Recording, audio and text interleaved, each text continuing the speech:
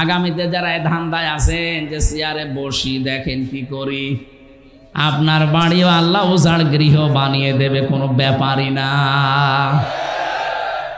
Already অনেকের উপর থেকে আল্লাহ জনগণের মন কিন্তু বেশিরভাগ সরিয়ে নিয়েছে তাদের কর্মকাণ্ডের কারণে। এই জালেমরা যদি জুলুম করার কারণে, চাঁদাবাজি করার কারণে মানুষের মন থেকে উঠে যায়, আগস্টের 5 তারিখের পর থেকে যারা চাঁদাবাজি আরম্ভ করেছেন, আপনি কি মনে করছেন জনগণ আপনাকে ভালোবাসে? এমনি 15 থেকে 58% মানুষ চলে এসেছে। মানুষের মেধা বুদ্ধি এখন কাজ করছে। এতদিন এটা বাধা ছিল, এখন খুলে গেছে। আর আন্তর্জাতিক মহল তো আছে, এই জন্য সাবধানে। গত 10 দিনের নারায়ণগঞ্জের বন্দরের চাঁদাবাজিটাও কিন্তু মানুষ দেখতেছে। বিএনপির নাম করে এগুলো যারা করতেছেন, আপনার কিন্তু কপালে আগুন লাগবে, আপনি টের পাচ্ছেন। চাঁদাবাজি করে যদি সম্পদ বানানো যায়, হয়তো এই পাশের জেলা বগুড়া, আপনি বলেন তো বগুড়ার যে কৃতি সন্তান শহীদ প্রেসিডেন্ট জিয়াউর রহমান, তিনি কত কিছু রেখে যেতে পারতেন, কিছুই তো রেখে যাননি। তার পরবর্তী প্রজন্ম যদিও লাইন মতো ছিল না, সেটা আলাদা বিষয়। বঙ্গবন্ধুকেও তো মানুষ হত্যা করেছে, জিয়াউর রহমানকেও হত্যা করেছে। একজনের নাম শুনলে মানুষ বলে শহীদ, আর একজনকে পিটিয়েও শহীদ বলানো যায় না। এমনি এমনি এটা তার জীবনে এমন এমন কিছু কাজ আপনি পাবেন। আরাফাতের ময়দানে যে নিমের গাছ, ওই দেশের মানুষ জিয়া ট্রি বলে ডাকে, তার মানে জিয়া ওই গাছটা লাগিয়েছিল। লক্ষ লক্ষ হাজিরা আরাফাতের এই ময়দানে, উত্তপ্ত ময়দানে একটু ছায়া পায়। আমার মনে হয় আরাফাতের ময়দানে যেহেতু দোয়া কবুল হয়, লক্ষ লক্ষ হাজিরা যখন ওখানে থাকে, গাছের ছায়া পাওয়ার পরে যদি মন থেকে দোয়া করে, ছায়ার ব্যবস্থা যে করেছে আল্লাহ তুমি মাফ করে দিও, কবুল হয়ে যাবে। কিন্তু আপনি তার আদর্শ ধারণ করার কথা বলেন, আর আপনি চাঁদাবাজি করেন। আপনি মানুষ, খবর যদি জায়গা মতো চলে যায়, দলীয় পদ না, জীবন পর্যন্ত থাকবে না। এই জন্য আমরা শিক্ষা নেব, আমরা যেন চাঁদাবাজি না করি, এবং কেউ করলে আমরা করতেও দেব না। আমিরে জামাত ডাক্তার শফিকুর আমিরে জামাত ডাক্তার শফিকুর রহমান ঘোষণা দিয়েছে, এই দেশে যদি ইসলাম আমরা নিয়ে আসতে পারি, দেশে চাঁদাবাজি হবে না, কাউকে করতেও দেব না। এটা আমরা চাই না। এই জন্য জালেমদের যে পরিণতি হয়েছে গুনার কারণে, অপরাধের কারণে, আমাদের হোক, আমরা চাই। আল্লাহ পাক বলেন যহারাল ফাসাদু ফিল বাররি ওয়াল বাহরি বিমা কাসাবাত আইদিন নাস লিয়ুযীকাহুম বা'দাল্লাযী আমিলু লা'আল্লাহুম ইয়ারজিউন। সূরা রুমের 41 নম্বর আয়াতে আছে, জলে স্থলে যে বিপদ আপদ মুসিবত গুলো আসে, একটাও আমি দিতে চাই না, সব তোমাদের হাতের কামাই করা ফসল। আমি চাই এগুলো দিয়ে তোমাদেরকে তোমাদের পাপের কিছু শাস্তি দিতে, যেন তোমরা ফিরে আসো। এই জন্য আমি ওই যে শানে নজর বলছিলাম, বিশ্ব নবী যখন দেখলেন কিছু পিপিলিকা উঠতেছে আকাশে, আর কিছু পিপিলিকা কালো কালো নামতেছে, ফেরেশতা বলে হে রাসূল, এই যে ওঠে এগুলো আপনার উম্মতের পাপের ফসল উঠতেছে, আর যেগুলো নামে ওগুলো তাদের পাপের কারণে আল্লাহ গজব নামাচ্ছে। তাহলে দুনিয়া আমরা যারা বাস করি, আমাদের এই মুহূর্তে সতর্ক হওয়া লাগবে। আল্লাহ কিন্তু একটা নির্মল শান্ত এমন একটা সুন্দর গ্রামের উদাহরণ আমাদের সামনে আজকে সেট করেছেন তেলাওয়াতকৃত আয়াতে। এটা সূরা নমল থেকে বলছি, বাংলাদেশের সাথে আমি আয়াতটা মিলাবো আজকে। সূরা নাহাল থেকে বলছি, 112 নম্বর আয়াত।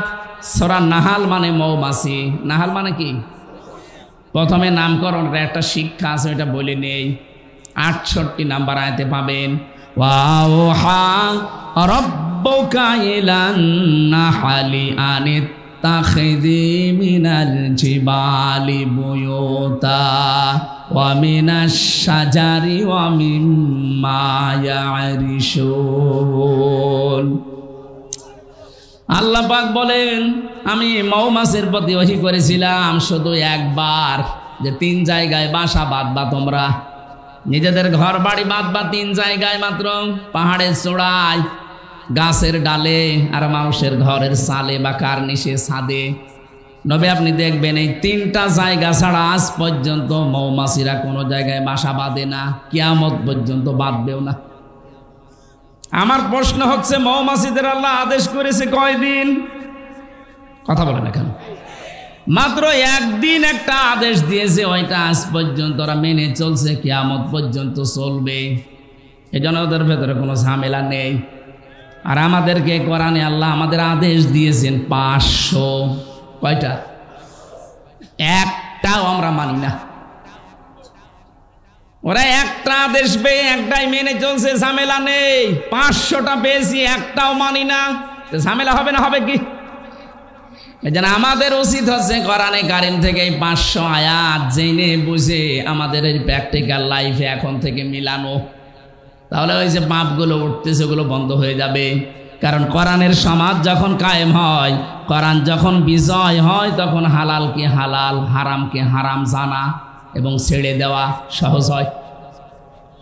তিরমিজি শরীফের হাদিস, নবীজি বলেন, মান করাল কোরআনা ফাস্তাযহারাহু, যে ব্যক্তি কোরআন পড়বে আর কোরআনকে বিজয়ী করার জন্য চেষ্টা চালাবে। এজহার মানে শুধু প্রকাশ করা না, এজহার মানে কায়েম করা, এজহার মানে বিজয় করা।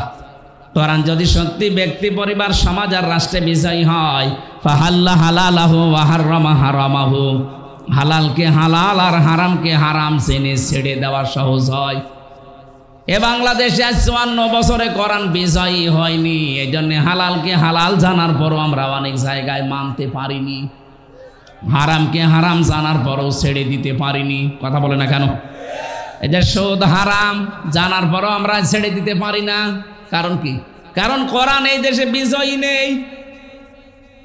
কোরআনে কারিম যেখানে অর্থনীতিতে থাকা দরকার ছিল, ওই জায়গায় কোরআন আজ নেই। জাকাত ভিত্তিক অর্থনীতি রাষ্ট্রীয়ভাবে কায়েম করতে চেয়েছিল কোরআনে কারিম, সেখানে আমরা নিয়ে যেতে পারিনি। এই জন্য সুদ ভিত্তিক অর্থনীতি জারি থাকার কারণে হারামকে হারাম জানার পরও আমরা অনেকে এখন মানতে পারছি না। অর্থনীতির যে চ্যাপ্টারগুলো আছে, সূরা বাকারার 168 থেকে 175 নম্বর আয়াত থেকে 80 নম্বর আয়াত পর্যন্ত তাফসিরে ফি জিলালিল কোরআন দেখবেন। ব্যবসা যে একটা ইবাদত, অর্থনীতি একটা ইবাদতের মূল মানদণ্ডের ভেতরে একটা, অনেকে আমরা জানিও না, মানিও না। কারণ না জানলে আপনি মানবেন কি করে? এখানে 100 জনের মনে হয় 98 জন ফেল করবে যে মোশারাকা কি বলেন তো, মোদারাবা কি বলেন তো, মোরাহাবা কি বলেন তো, বায়ে সালাম কারে বলে, বায়ে ইস্তেসনা কারে বলে, বায়ে মুআজ্জাল কারে বলে, বায়ে ওয়াহিদা কারে বলে, 28টা নিয়ম আছে। আপনি যে ব্যবসা একটা ইবাদত, একটাও জানেন না, তো ইবাদত হচ্ছে কি করে? অথচ বিশ্ব নবী নিজের জীবনে মোদারাবা তিনি পালন করে দেখিয়েছেন। ইসলামী ব্যাংকে এখন যেটা আছে, হযরতে খাদিজাতুল কুবরা অর্থ দিয়েছিলেন, নবীজি শ্রম দিয়েছিলেন, এইটার নাম আরবিতে মোদারাবা বলে। ইসলামী ব্যাংকে যান, টাকা পয়সা দেবেন, আপনার টাকা আর তাদের শ্রম, তারা বিভিন্ন কায়দা কৌশলগুলো ব্যবহার করে আপনার টাকায় আরো টাকা বাড়তে থাকবে। আর বাকি যে ব্যাংকিং ব্যবস্থা দেশে আছে, সোনালী, চৈতালি, রূপালী, আমি বাকিগুলোর নামও জানি না, সব ব্যাংকে দেখবেন সরাসরি আপনাকে জবাই করায়। এখন যদি বলেন হ্যাঁ ইসলামী ব্যাংকেও আছে, হ্যাঁ আছে, কিন্তু যতদিন পর্যন্ত দেশে যাকাত ভিত্তিক অর্থনীতি রাষ্ট্রীয়ভাবে আপনি কায়েম করে দেখাতে না পারবেন, ততদিন ইসলামী ব্যাংক না, ফেরেশতা জিবরাইল ব্যাংক যদি খোলে সে ওষুধ খাওয়া লাগবে। কথা বুঝতেছে? এই যে টুপিটা সুন্দর লাগছে না, এর ভেতরে সুদ আছে। প্রশ্ন আসতে পারে, হুজুর মানুষ সুদের টুপি মাথায় দিয়ে নামাজ পড়েন? আরে বেটা, নবীজি নিজে মক্কায় 13 বছর নামাজ পড়েননি? কথা বলেন না কেন? তো ওই সময় তার তো কাবা শরীফের ভেতরে 360টা মূর্তি ছিল, 360টা মূর্তি সামনে নিয়ে নামাজ পড়ে নামাজ হয়? বলছেন না, নবীর নামাজ হয়নি। আজ যে বললাম টুপিটার ভেতরে সুদ, এই যে সুন্দর দেখতে কোটিটা কি সুন্দর লাগছে, এর ভেতরে সুদ আছে। কারণ হচ্ছে এই আমি হয়তো সুদের টাকা দিয়ে এটা কিনি নাই, কিন্তু এই টুপিটা যে ফ্যাক্টরিতে তৈরি হয়েছে ওই ফ্যাক্টরির মালিক ব্যাংক থেকে লোন নিয়েছে। কথা বলছেন? প্রত্যেকটা জিনিস এরকম। যাকাত যতদিন সরকারিভাবে রাষ্ট্রীয়ভাবে কায়েম করা না যাবে ততদিন আপনি এদেশে সুদ থেকে বাঁচতে পারবেন না। হ্যাঁ, যতদিন কায়েম করতে না পারি ততদিন কাজ করলে গোনা হবে না, নবীজির যেমন হয়নি। অথচ ওই নবী বাকি 10 বছর যখন রাষ্ট্রের দায়িত্বে ছিলেন মদিনার, রাষ্ট্রপ্রধান হওয়ার পরে তিনি এসে শুধু মূর্তি ফেলে দেয়নি, ভেঙ্গে ভেঙ্গে দূর করে দিয়েছেন। কথা বলেন না কেন? সুতরাং রাষ্ট্রে যদি সত্যি ইসলামটা আমরা বিজয় করতে পারি, আল্লাহর কসম তখন এই বেপরদা থাকবে না, সুদ থাকবে না, ঘুষ দেওয়া লাগবে না। বৈষম্য বিরোধী ছাত্র আন্দোলন যারা করেছিল তারা দেওয়ালে দেওয়ালে লিখন লিখেছে, ঘুষ যদি কেউ চায় তার হাত ভেঙে দেওয়া হবে। এটা যদি কায়েম হয়ে যায় কেমন হবে বলেন তো? বৈষম্য বিরোধী ছাত্র আন্দোলন আমি 9টা দফা দেখেছি, তার 3টা প্রথম দফায় আমি দেখেছি সূরা কোরআনের এই সূরা নাহালের 90 নম্বর আয়াতের প্রথম 3টা বিষয়ের সাথে তারা মিল রেখেছে। 1 নম্বরে ওরা বলেছিল ওয়ান জাস্টিস, ন্যায় বিচার কায়েম করতে চেয়েছিল না? আল্লাহ এই নির্দেশই 90 নম্বর আয়াতে প্রথম দিয়েছেন, ইন্নাল্লাহা ইয়া'মুরু বিল আদলি। অবশ্যই আল্লাহ নির্দেশ দিচ্ছে তোমরা ন্যায় বিচার কায়েম করো। এইটাই তো তারা চেয়েছিল। কথা বলেন না কেন? 2 নম্বরে তারা চেয়েছিল মানবাধিকার। আল্লাহ পাক বলেন আমিও দ্বিতীয় এইটাই চেয়েছি, অল ইহসান। ইহসানের 27টা ব্যাখ্যা আছে, এর ভেতরে 1 নম্বর ব্যাখ্যা ইহসান মানে ভালো ব্যবহার করো। কোথায় ছিল ভালো ব্যবহার বাংলাদেশে? বলে ভালো ব্যবহার করবা কাদের সাথে? নবীজি যুদ্ধবন্দী যারা তাদের সাথেও খারাপ আচরণ করেননি, ভালো ব্যবহার করে তাদের মন জয় করে ফেলেছিলেন। হযরতে সুমামা বিন ওয়াসালের জীবনটা পড়ে দেখবেন কি ব্যবহার করেছিলেন। অথচ আমরা তো যুদ্ধবন্দী ছিলাম না, আমরা ছিলাম কারাবন্দী, তাও অবৈধভাবে। কথা বলছেন না কেন? কি আচরণ করলেন আপনি? 24 ঘন্টা আমার মতো একটা চিকন মানুষকে আপনি তালা লাগিয়ে রাখতেন, তা ফাঁসির কন্ডেম সেলের ভেতরে। কি করেছিলাম আমি? আপনার মেয়ের দিকে তাকিয়েছি কোনোদিন? আর আপনার যে মেয়ে ও ছাতার দিকে তাকানো যায়, জামাই কন্ট্রোল করতে পারছে না, আমরা কি করব? আর ওর দিকে তাকিয়ে করবো কি? তো 4-5টা ছেলে মেয়ের মা। কথা বলছে না কেন? দেখার মতো হলে না এই 2-1 বার একটু না, আমি এটা আর বলবো না। একবার এক রশ্মিকার নাম বললে মুসিবতে আছে। আমি যেটা বলতে চাচ্ছি, আপনি কোন কারণে একটা কারাবন্দির সাথে এটা করলেন? নবীজি জীবনে যুদ্ধবন্দির সাথে এটা করেননি। ইহসান কোথায় পেয়েছেন? এই কারণেই তো জনগণ নেমে পড়েছে রাস্তায়, যে আমরা মানবাধিকার চাই, আমরা মানবতা চাই। 3 নম্বরে তারা বলেছিল আমরা বৈষম্য মুক্ত বাংলাদেশ গড়তে চাই। এটা 3 নম্বরে আল্লাহ দিয়েছেন, ওয়া ইতাইদিল কুরবা।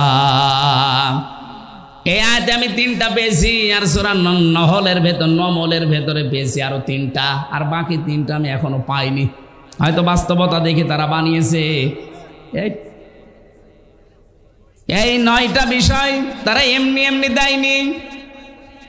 সত্যি যদি বাংলাদেশে এগুলো আমরা কায়েম করতে পারি, যার জন্য আবু সাইদ রংপুরের জীবন দিয়ে গেল, মুগ্ধ, ইয়ামিন, রায়হান, ফয়সাল, বিথি সহ প্রায় 2732 জন ভাই বোন জীবন দিয়েছে। এদের এই রক্তের ঋণ শোধ করতে হলে অবশ্যই তাদের যে দফাগুলো ছিল এগুলো আমাদের এখন বাস্তবে দেখানো দরকার। এটা নিয়েও এখন ষড়যন্ত্র হচ্ছে।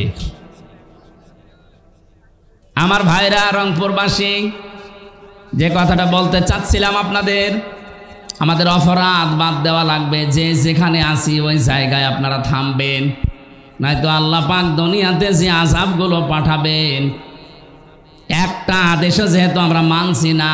আমি তো অর্থনীতির কিছু টাচ দিয়েছিলাম। আমার সাবজেক্ট যদি আজকে অর্থনীতির উপরে থাকতো তাহলে 28টা বিষয় একটা একটা করে আমরা বলতে পারতাম। কত মানুষ এখানে মনেই করে না যে এটা সুদ। টাকা ছেড়ে রাখে, টাকা আসে না, এই এলাকায় নেই। 1000 টাকা দেয়, মাসে মাসে আরো 200 টাকা করে বেশি পায়। 1100, 100ই হোক। হ্যাঁ, আরে বাবা, বলেন তো এটা সুদ? বলেন না কেন? আর সুদের নিম্ন গুনাহ মায়ের সাথে 33 বার জিনা করা, আর বড় গুনাহ আল্লাহ রসুলের সাথে যুদ্ধ ঘোষণা দেওয়া। আপনি নিজের মায়ের সাথে 33 বার জিনা করে আসেন আর নামাজে দাঁড়ান, আপনার নামাজ নীতি আল্লাহর বয়ে গেছে কি? সুতরাং যারা টাকা ছেড়ে রাখেন, টাকা আসে, ব্যবসায় আছেন, এই মুহূর্তে এই ব্যবসা বাদ দেওয়া লাগবে। কারা কারা এটা বাদ দিয়ে দেবেন? হাত তোলেন তো। এই যে এলাকায় আছে, হ্যাঁ ঠিক আছে ভাই, ছেড়ে দেবেন। এটা যেহেতু আছে এলাকায়, আশা করছি ছেড়ে দেবেন। ছেড়ে দেবেন তো ইনশাল্লাহ? হ্যাঁ। মৌমাছির এই নামকরণ থেকে কথাগুলো নিয়ে এসেছিলাম। একটা আদেশ পেয়ে তারা মানতেছে, কিয়ামত পর্যন্ত মানবে, এই জন্য কোনো ভেজালে তারা পড়ে না। আমাদের আল্লাহ দয়া করে 500 আদেশ দিয়েছিলেন, একটাও আমরা মানতে পারি নাই, এই জন্য আমরা এত ভেজালে আছি। এখন থেকে আমরা আল্লাহর যে একটা গ্রামের উদাহরণ আমাদের সামনে দিয়ে শিক্ষা দিতে চাচ্ছেন, এটা দেখি আমাদের এই বাংলাদেশের সাথে মেলে কিনা। ওয়ারাবাল্লাহু মাসালান ক্বরিয়াতান কানাত আমিনাতাম মুতমাইন্না। আল্লাহ পাক বলেন একটা গ্রামের উদাহরণ দিলাম, উপমা দিলাম। কি ছিল সেই গ্রাম? 2টা জিনিস আমি ওই গ্রামে রেখেছিলাম। 1 নম্বরে সেখানে আমানা ছিল, শান্তি ছিল। 2 নম্বরে মুতমাইন্না, নিশ্চিন্তে বাস করা যেত। তাফসিরে ইবনে কাসিরের ভেতরে এই কানাত আমিনাতান মুতমাইন্নাতান, এই 2টা শব্দের ব্যাখ্যায় তারা অধিকাংশ মুফাসসির দিয়েছেন এটা কাবা শরীফের এলাকা। কাবার এলাকাতে আল্লাহ এত শান্তি, শাস্তি, নিরাপত্তা দিয়ে রেখেছিলেন। ওর বাইরে যেখানে যাবেন সেখানে হট্টগোল, মারামারি, চাঁদাবাজি, খুন খারাপি, চিন্তায়। কিন্তু কাবার এরিয়াকে আল্লাহ এমনভাবে নিরাপত্তা দিয়েছিলেন, ওয়ামান দাখালাহু কানা আমিনা। রাব্বুল আলামিন বলেন, কাবায় যারা প্রবেশ করে তাদেরকে নিরাপত্তা আমি আল্লাহ দিয়ে দেই। এবার আপনি বলেন তো, বাংলাদেশ কি কাবা শরীফ? বলেন বলেন। এটা কাবা থেকে 6010 কিলোমিটার দূর। এই দেশকে যদি আমরা নিরাপত্তার চাদরে ঢেকে রাখতে চাই, মাস্ট বি আমাদেরকে কাবায় যেটা চলে ওইটা এখানে কায়েম করা লাগবে। কাবায় কি চলে? কাবায় সব চাইতে বড় বিষয় হচ্ছে কাবা আশপাশে কোনো শিরিক আপনি পাবেন না। এজন্য যেই জাতির ভেতরে শিরিক উঠে যায়, শিরিক থাকে না, ওই জাতি আল্লাহর কাছ থেকে নিরাপত্তা পাওয়ার হকদার হয়ে যায়। এটা আছে সূরা আনআম 7 নম্বর পারা 15 নম্বর পৃষ্ঠা, 17 নম্বর পৃষ্ঠার 1ম নম্বর লাইনের 82 নম্বর আয়াতে আছে, আল্লাযীনা আমানু ওয়া লাম ইয়ালবিসু ঈমানাহুম বিযুলমিন উলাইকা লাহুমুল আমন ইলা আখির আয়া। আল্লাহ পাক বলেন, যারা ঈমান আনে আর ঈমানের সাথে জুলুম মিশ্রণ করে না, এখানে জুলুম মানে শিরিক, যারা তাদের ঈমানের সাথে শিরিক মিশ্রণ করবে না, উলাইকা লাহুমুল আমন, আল্লাহ যেন এভাবে দেখিয়ে দিচ্ছেন যে এরা আমি আল্লাহর কাছ থেকে নিরাপত্তার হকদার। জোরে বলেন সুবহানাল্লাহ। ও রংপুরবাসী, 56,000 বর্গ মাইল আমরা চাই এ দেশটাও আল্লাহ নিরাপত্তা দিয়ে দিক। বিশেষ করে প্রতিবেশী নামে এই কলঙ্ক, এই কোলাঙ্গার রাজা আরম্ভ করেছে যে ষড়যন্ত্র এখন ওরা চালাচ্ছে, এখনো আমরা শান্তি, স্বস্তি, নিরাপত্তায় নেই। কথা বলো না কেন? জালেম চলে গেছে তাতে কি হয়েছে? ওর বেতারটা এখনো আছে। 2 দিক থেকে ওরা ষড়যন্ত্র যা করছে, এদেশকে এখন যদি সত্যি নিরাপত্তা আল্লাহর চাদরে ঢেকে রাখতে চান, শিরিক মুক্ত জাতি তৈরি করা লাগবে। বাংলাদেশে যত শিরিক আছে তার একেবারে সরাসরি শিরিক হচ্ছে ক্ষমতার মালিক জনগণকে মনে করা। এটা শিরিক না? আলা লাহুল খালকু ওয়াল আমরু, 2 নাম্বার শিরিক বানিয়েছেন যিনি, হুকুম চলবে তার। অথচ আল্লাহর এই জমিনের বানানো জমিনে আল্লাহর হুকুম বাদ দিয়ে মানুষের তৈরি করা হুকুম যারা কায়েম করতে চান তারা শিরিক করছেন। এরকম 43টা একটা একটা করে মিলাবেন, পেয়ে যাবেন এই দেশে। তাহলে এই শিরিক থেকে জাতিকে যদি আমরা মুক্ত করতে না পারি, এ দেশকে আল্লাহ শান্ত, শিষ্ট, নির্মল এবং নিরাপত্তা দিয়ে ঢেকে রাখবে না। আল্লাহর অত দায় পড়ে নাই। আপনি চাচ্ছেন কাবার এরিয়ার মতো আপনি নিরাপত্তা, কিন্তু শিরিক করছেন, হবে না। এ জাতিকে আর শিরিক থেকে প্রথমে বাঁচাতে হবে। এই জন্য যাদের ভেতরে এই বিশ্বাস আছে ক্ষমতার উৎস জনগণ, এক্ষুনি বিশ্বাস পাল্টাবেন, জবান খুলে জবাব দেন ক্ষমতার উৎসকে। এটা আমি বানালাম। আন্নাল কুওয়াতা লিল্লাহি জামিআ কুলিল্লাহুম্মা মালিকাল মুলকি তুতিল মুলকা মান তাশা। এরকম 903 জায়গায় পুরা কোরআনে আল্লাহ আয়াত দিয়েছেন, 903 জায়গায় ডাইরেক্ট ইনডাইরেক্ট মিলে, যে ক্ষমতার উৎস আমি আল্লাহ। এটা যারা অন্য কাউকে দিয়ে দেয় এরা শিরিক করছে। এক কথায় বলছি, এবার আল্লাহ যেটা পারে ওইটা অন্য কেউ পারে, বিশ্বাস করার নাম শিরিক। কথা বলে না কেন? মুসলমান আমরা যারা আছি জবান খুলে বলেন তো, ক্ষমতায় দিতে পারে কে? আরো জোরে কে? যারা জনগণকে এই বিশ্বাস দিয়ে দিয়েছেন, আপনি বলেন তো আপনি নিজের কথায় যে আপনি কিন্তু শিরিক। আর শিরিক যারা করবে তারা মুশরিক। কথা বলছে না কেন? তাহলে মুশরিক জাতিকে আল্লাহ নিরাপত্তা, শান্তি, স্বস্তি, নিরাপত্তা দেবে।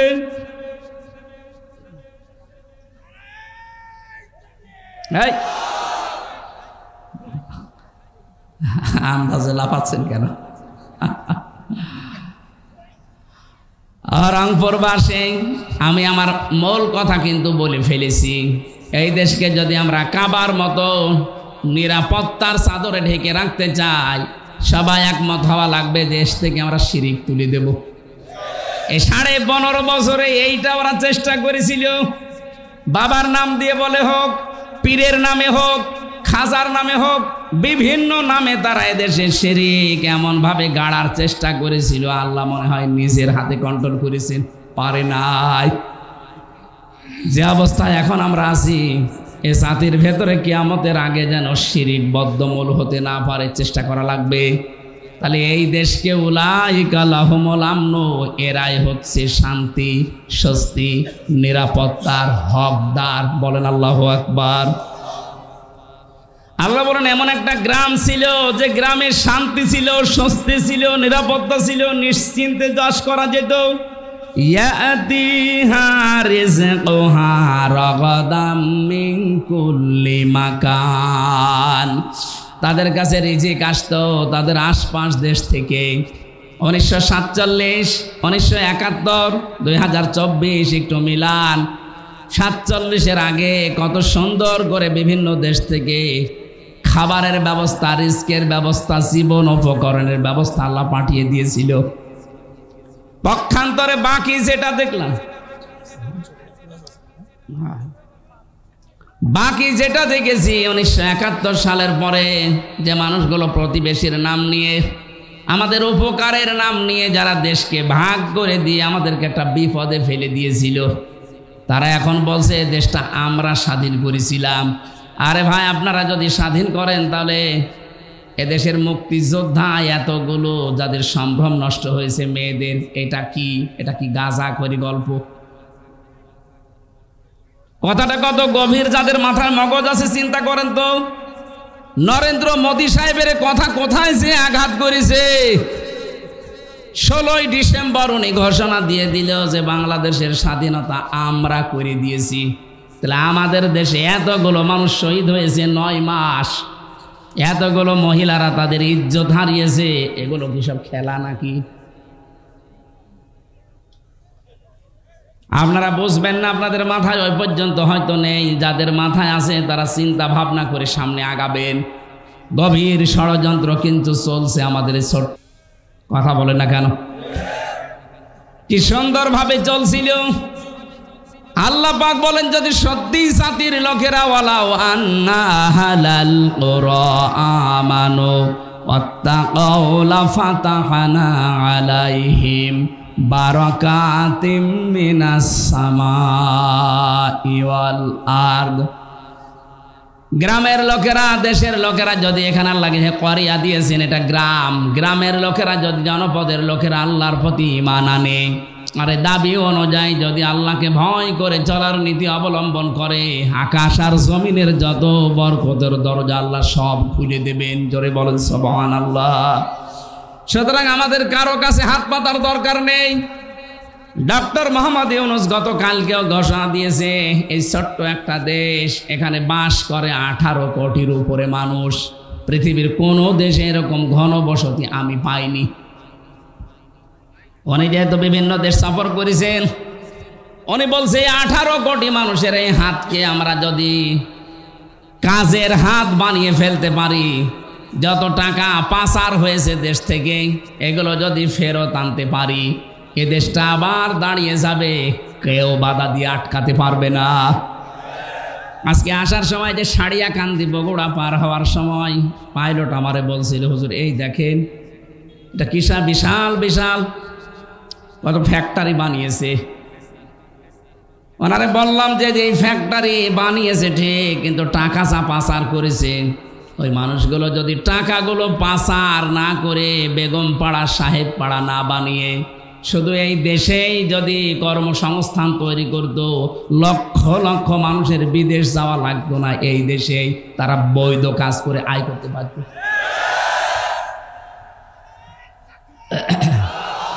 এই কথা বুঝতে দেন। কি করলেন আপনি টাকাগুলো? বাইরে গিয়ে, বাইরে তো গিয়েছিলাম কিছুদিন আগে, মালয়েশিয়া, সিঙ্গাপুর আপনি বানিয়েছেন, ওখানে সাহেব পাড়া, কানাডায় বানিয়েছেন বেগম পাড়া, কি হচ্ছে পড়ে আছে এখন। এতগুলো টাকা আপনি সেখানে ফেলে রাখলেন। একটা মূর্খ মানুষও বোঝে যে টাকা এক জায়গায় ফেলে রাখলে ওটা একটা কাগজ, ওটা যদি আপনি কাজে লাগান 10টা মানুষের কর্মসংস্থান তৈরি হবে, 10টা মানুষের পরিবার চলবে, আল্লাহর আরশ আপনার উপরে খুশি হয়ে যাবে। এই দরবেশ মার্কা মানুষগুলোকে কথাও বোঝে নাই। এতগুলো টাকা পাচার করে দেশকে আপনি ঋণের একটা বোঝা দিয়ে গেলেন। এই দেশে এখন যদি কেউ জন্ম নেয়, তার মাথার উপরে 1,10,000 টাকা ঋণ। ও এখনো পেট থেকে আসতেই পারল না, আর তার মাথার উপরে ঋণ 1,10,000 টাকা। কি দিয়ে গেলেন দেশটাকে, আর বলে আমরা রোল মডেল বানিয়েছি। রোল মডেল বানিয়েছেন আপনি, ঋণের রোল মডেল। যতগুলো প্রতিষ্ঠান বানিয়েছে এই দেশে, প্রত্যেকটা প্রতিষ্ঠানে যা ধার করেছে, এখনো ধার শোধ দিতে আমাদের এখন ঘটি বাটি বিক্রি করা লাগবে। এই জন্য ইউনূস সাহেব আমাদের হাতকে কাজের হাত বানাতে উনি চেষ্টা চালাচ্ছে। আমরা এই হাত কোনো দিন আর মানুষের কাছে এভাবে পাতবো না। এই হাত আমরা এভাবে মানুষকে দিতে আরম্ভ করব, কিন্তু সেই জায়গায় আমাদেরকে পৌঁছাতে হবে। 18 কোটি মানুষের হাতগুলো 36 কোটি হাত যদি কাজের হাত হয়ে যায়। আরে ভাই, সিঙ্গাপুরে দেখলাম ছোট্ট একটা দেশ, এ রংপুর যত বড়, এর অর্ধেকও হবে না। সিঙ্গাপুর মাত্র এদিকে ওদিকে 43 কিলোমিটারে শেষ, এতটুকু একটা দেশ, অথচ বিশ্বের ভেতরে এখন তালিকায় তারা 2 নম্বরে আছে উন্নতিতে। কেন? এই জন্যে আছে কারণ ওরকম প্রত্যেকেই তাদের কাজের হাত। আমরা আজ কাজের হাত বানাতে পারি না, ভিক্ষার হাত বানাই। প্রতিটি মানুষের এই কাজের হাতগুলো যারা নষ্ট করে দিল টাকা পাচার করার মাধ্যমে, এরা এই জাতির সবচাইতে বড় শত্রু। আল্লাহ বলেন, ইয়াতিহা রিজকুহা রাগাদাম মিন কুল্লি মাকান, বিভিন্ন দেশ থেকে আমি তোদের জন্য খাবার, জীবন উপকরণ আসার ব্যবস্থা করে দিতাম। আজ তাকান, আমরা একটু ঘরে দাঁড়িয়েছি, পাকিস্তান থেকে, চীন থেকে, তুরস্ক থেকে, আমেরিকা থেকে, বিভিন্ন দেশ থেকে আজ খাবার আসা আরম্ভ হয়ে গেছে। একটু শক্ত হয়ে যদি 15 বছর আগে দাঁড়াতে পারতাম, এই দাদারা আমাদের এতদিন বাপ ডাকতো। এখন আরম্ভ হয়ে গেছে অলরেডি। ওদের 2 জনকে আজকেও পিটিয়ে, ভারতে ওদের নিজেদের লোক 2 জনকে পিটিয়ে হাসপাতালের আইসিইউতে ভর্তি করিস, যে তোদের কথার কারণে বাংলাদেশের লোক এখন আলু নেয় না, পেঁয়াজ নেয় না, সব বর্ডারে পৌঁছতেছে। বর্ষদিন ডোনাল্ড ট্রাম্প যা বলেছে দেখেছেন, বলেছে আমি জানুয়ারির 20 তারিখে ওত নেব, শপথ নেব। ভারতীয় আছে আমার এই আমেরিকায় 16 লাখ, এদেরকে সব তাড়িয়ে দেব। আমার মনে হয় মোদি দাদার ধুতি এখন সামলাতে পারবে কিনা আল্লাহ জানে। আমাদের চট্টগ্রাম নিয়ে নেবে, আপনি নিজেরটা ঠেকান, 7 সিস্টার থাকে কিনা। ওই 16 লাখ যদি চলে আসে, এদেশের মানুষের ব্যবসা যদি পাকিস্তান, চীন, তুরস্কের সাথে আরম্ভ হয়ে যায়, আরম্ভ করবে, ঘোষণা অলরেডি দিয়ে দিয়েছে যে তোদের সাথে আমাদের কোনো ব্যবসা নেই। ওরা মনে করেছিল আমরা ওদের কাছে ভিক্ষা চাই, আমরা যে টাকা দিয়ে কিনে নিতাম এইটা ওরা ভাবতো না, মনে হচ্ছে ভিক্ষা দিত। এবার ঠেলা টের পাবে, কথা বলে না কেন?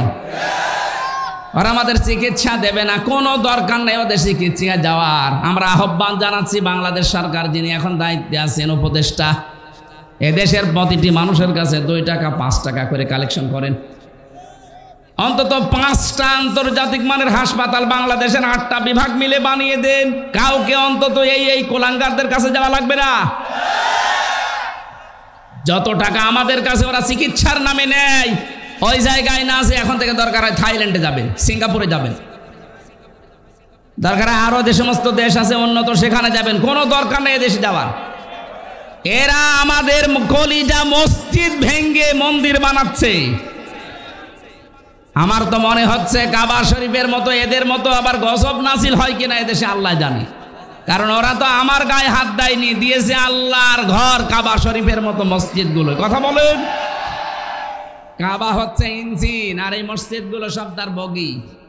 কাবা যদি আল্লাহর ঘর হয়, এই রংপুর মিঠাপুকুরের এই মসজিদ কার ঘর? আরো জোরে বলেন। এই মসজিদ নির্মাণের জন্য এরা চেষ্টা চালাচ্ছে মনে হয় নাকি, যে পূর্ণ নির্মাণের উদ্যোগ নিয়েছে, আবার কিয়ামত পর্যন্ত এই মসজিদ এখানে থাকবে। হযরত জিবরাইল পাথর ইব্রাহিম নবীকে দিয়েছিলেন, উনি পাথরটা নিয়ে এভাবে ফিকে মেরেছিলেন। জিবরাইল ওইটা নিয়ে তামাম দুনিয়ার যত এরিয়া আছে সব জায়গায় ছিটিয়েছে, যেখানে যেখানে পড়েছে সেখানে একটা আল্লাহর ঘর তৈরি হয়ে গেছে। এখনো যেখানে হয়নি, কিয়ামতের আগে ওখানে হবে। সুতরাং এই মসজিদ অবশ্যই এখানে জিবরাইলের পাথর পড়েছে, নাই তো মসজিদ হতো না। এরা যেহেতু উদ্যোগ নিয়েছে আবার পুনর্নির্মাণ করার জন্যে, আপনার যেন 5টা টাকা হলেও মসজিদে থাকে। আপনার অর্থ যদি মসজিদের কাছে কোরআন প্রচারে ব্যয় না হয়, তো কি করবেন? টাকা নিয়ে কি কবরে যাবেন আপনি? যার জন্য রেখে যাচ্ছেন ও পরিচয় দেবে না 50 বছর পর। এক কথা বলে না কেন? আমার বাবার নাম রিয়াজউদ্দিন, তার বাবার নাম জাহান আলী, তার বাবার নাম নমাজ আলী, এরপরে আমি আর চিনি না। হ্যাঁ, এই 3 পুরুষের পরে আমি আর চিনি না। এখন বলেন তো, নমাজ আলীর বাবা 60 বছর আগে মারা গেছে, ও যদি এখন কুষ্টিয়ায় এসে বলে যে এই 2 তলা বাড়ি আমার, আমি বানিয়েছিলাম এগুলো, ওর দাঁত মুখ খুলে ফেলবো না? যে ভণ্ডামি করা জায়গা পান না। কিসের নমাজ আলীর বাবা? আপনি তো নমাজ আলীরই চিনি না। অথচ এইটা রেখে যাচ্ছেন 50-100 বছর পরে যদি আল্লাহ আপনাকে আবার ফেরত দেয়, এসে এই নিজের জমি, নিজের জায়গা, যারা ওই সময় বাস করবে তারাও আপনাকে চেনে না, আপনিও তাদেরকে চেনেন না। সুতরাং হায়াত থাকতে এমন কিছু করে যান যেন কিয়ামত পর্যন্ত মানুষ সেজদা দেয় আর আপনি পেতেই থাকেন। তার ভেতরে এই মসজিদ একটা, আশা করছি এদিকে একটু নজর দেবেন। আমাকে অত বলি না, আমি তো আদায় পারি না। চলে গিয়েছিলেন, আবার এসেছেন, এই জন্য ওনারা লিখে দিয়েছে। আমরা আয়াতের দিকে যাই নাকি? ফাঁকা ফারাত বিয়ান অমিল্লাহ ফাযাকাল্লাহু লিবাসাল জুই ওয়াল খাউফি। রব্বুল আলামিন বলেন, ওই জামানার মানুষগুলো যখন আল্লাহর নিয়ামতের সাথে তারা কুফরি আরম্ভ করেছে, তাদেরকে আমি 2টা পোশাক পরিয়ে দিলাম মজা সাকাতে। একটা হচ্ছে খোদার পোশাক, আর একটা হচ্ছে ভয়ের পোশাক। এরপরে দিয়েছেন বিমা কানু ইয়াসনাউন, ওরা যা করেছিল ওর মজা সাকাতে আমি আল্লাহ এই 2টা পোশাক দিয়েছি। বাংলাদেশে যে ভয়ের পোশাক, ভয়ের সংস্কৃতি তৈরি হচ্ছে, খোদার যে পোশাক সামনে আসতেছে, অনেকে বলতো এদেশে দুর্ভিক্ষ হবে না, কখনো সম্ভব না। আমাদের হাতগুলো আমরা সামনে যা আছে এটা নিয়ে কাজে লাগাবো, কেউ যেন বসে খাওয়ার চিন্তা না করি। আর টাকা পাচার তো দূরের কথা, আহ্বান জানাবো যার যা পাচার হয়েছে ওগুলো হয় নিয়ে আসেন, নাই ওর ছেলে মেয়ে, ওর স্ত্রী পুত্র, স্থাবর অস্থাবর সম্পদ যা আছে সব বাজেয়াপ্ত করে রাষ্ট্রের কাজে লাগিয়ে দেন। কথা বলেন না কেন? রাষ্ট্রের কাছ থেকেই তো আপনি মেরে কেটে খেয়েছেন, এখন রাষ্ট্রে ফেরত দেন, দেশটা দাঁড়িয়ে যাবে। আল্লাহ উদাহরণটা দিয়েছেন, যদিও মক্কা শরীফের বাংলাদেশের সাথে আমরা এই আজটা মিলাতে চাই। খোদার পোশাক, দুর্ভিক্ষের পোশাক, ভয়ের কোনো পোশাক আমাদের শরীরে আর লাগতে দেব না। যে যেখান থেকে আসি আমরা ইনশাল্লাহ আল্লাহর উপরে ভরসা করে তাকওয়ার জীবন অবলম্বন করে দাঁড়িয়ে যাব। আল্লাহ তৌফিক দেন, বলেন আমিন।